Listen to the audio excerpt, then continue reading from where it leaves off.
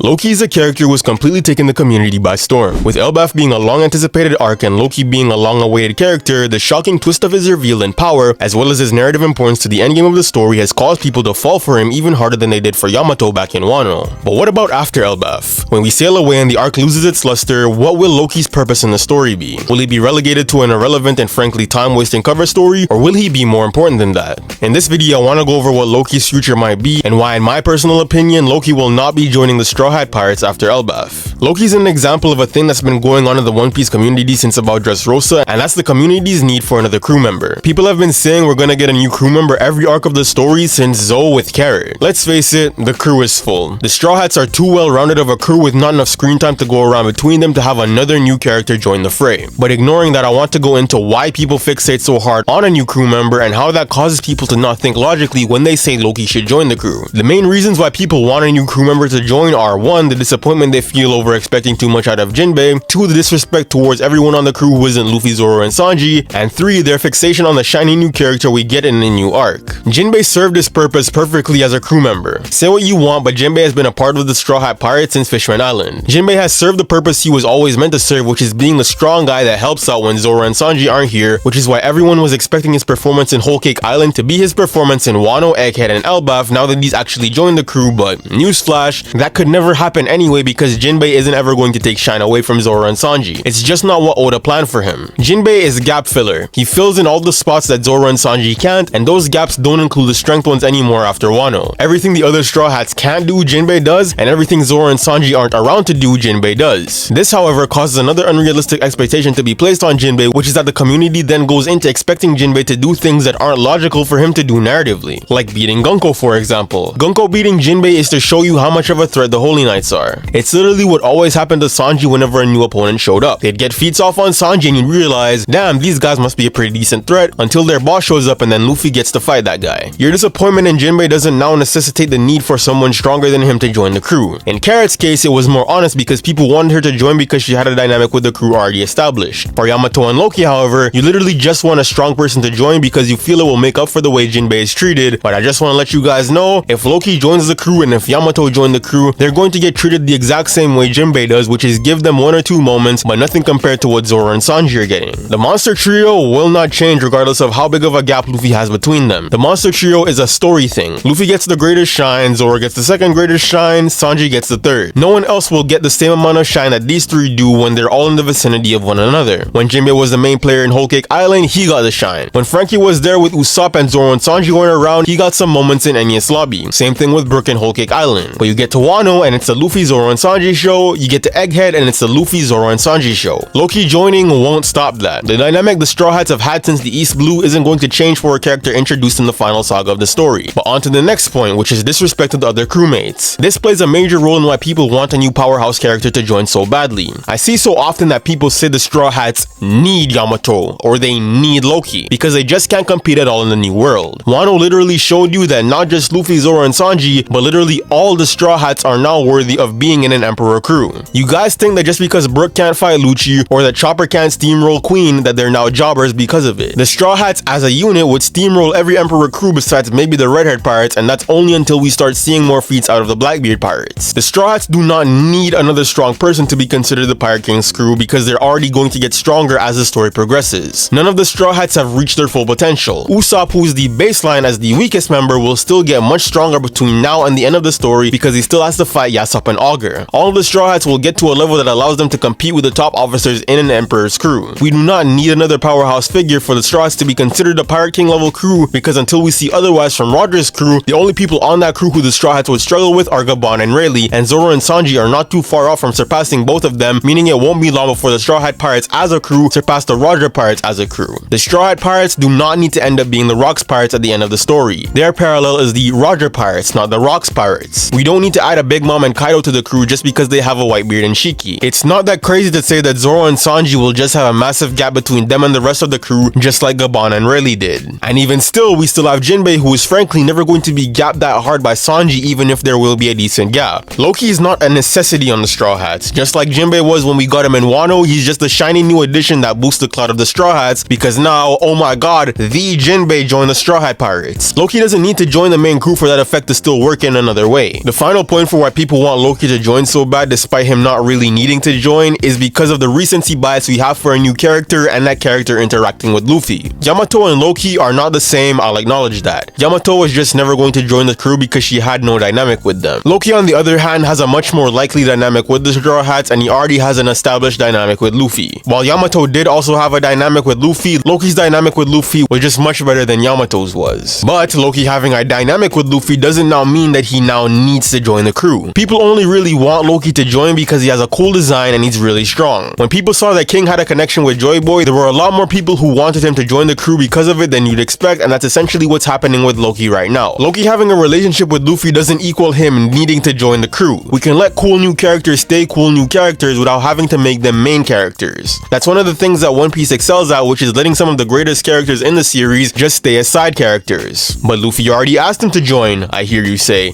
Everyone Luffy asks to join, joins.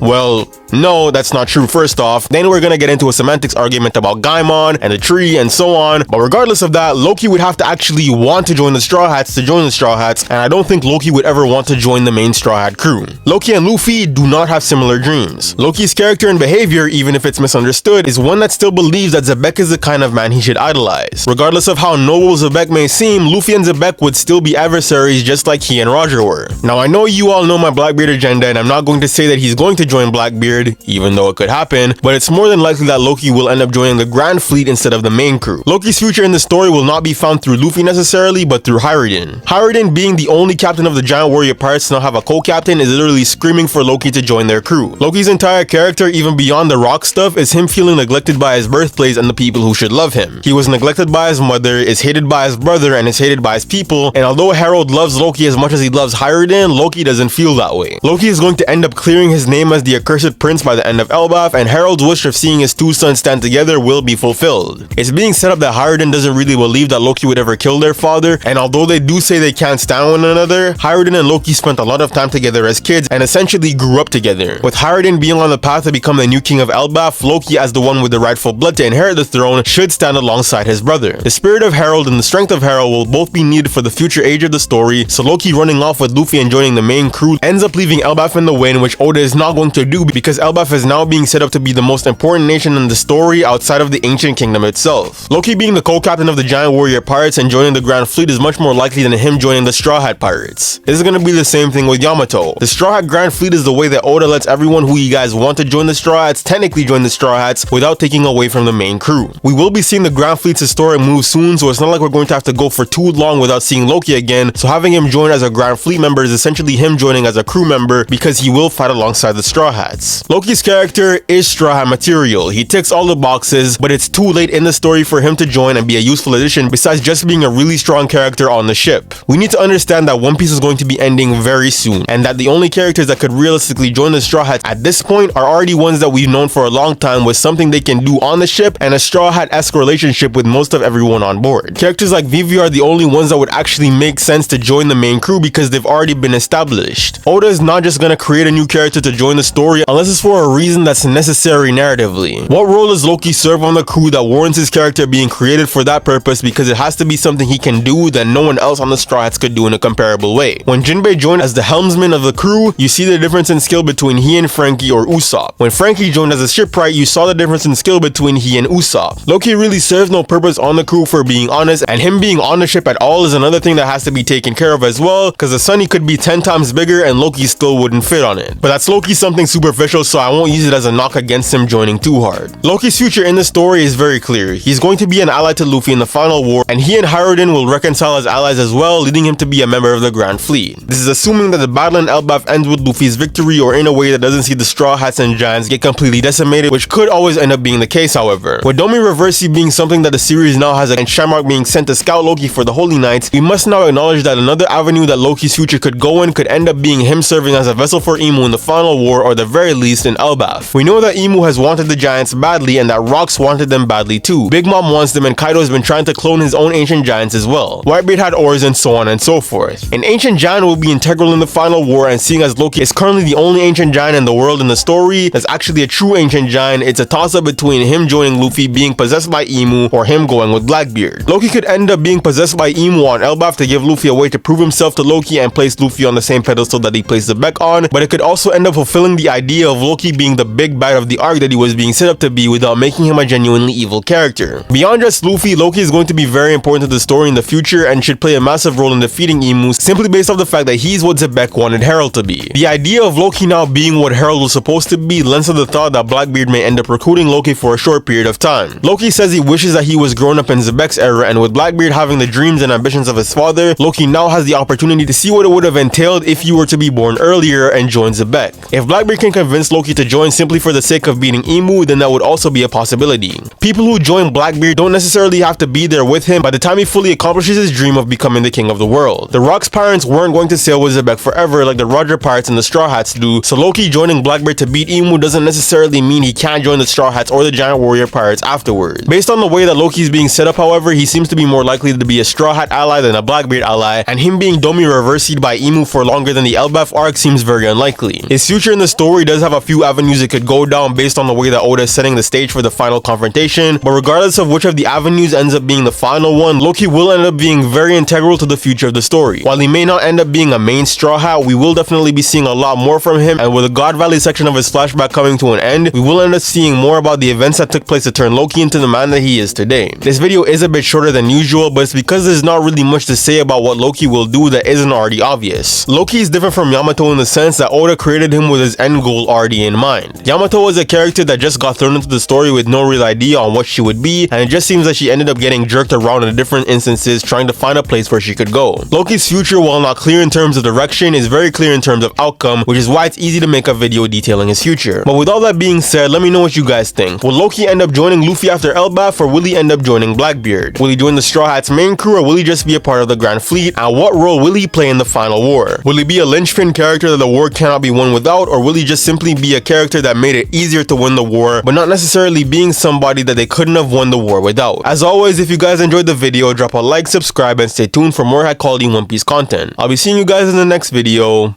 Peace.